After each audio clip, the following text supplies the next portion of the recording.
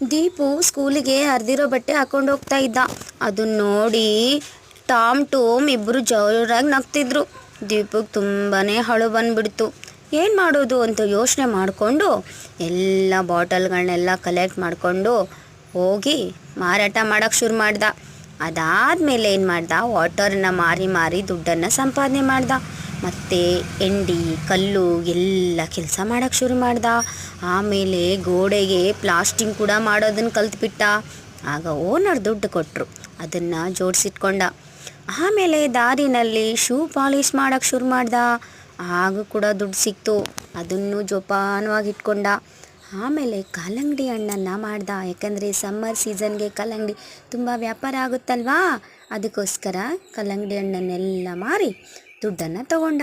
ಅದೆಲ್ಲ ದುಡ್ಡನ್ನು ಜೋಡಿಸಿ ಒಂದು ಕಡೆಗೆ ಹಾಕ್ಕೊಂಡ. ಖುಷಿ ಆಗ್ಬಿಡ್ತು ದೀಪಂಗೆ. ಹೋಗಿ ಒಂದು ಶಾಪ್ಗೆ ಹೋಗಿ ಒಂದು ಹೊಸ ಕೋಟನ್ನು ತೊಗೊಂಬಂದ. ಅದನ್ನ ಹಾಕ್ಕೊಂಡು ಮುಂದೆ ಶಾಲೆಗೆ ಹೋಗ್ತಾನೆ. ನಗ್ತಾ ನಗ್ತಾ ನಗ್ತಾ ನಗ್ತಾ ಆ ಟಾಮ್ ಟೂಮ್ಗೆ ಶಾಕ್ ಆಯಿತು.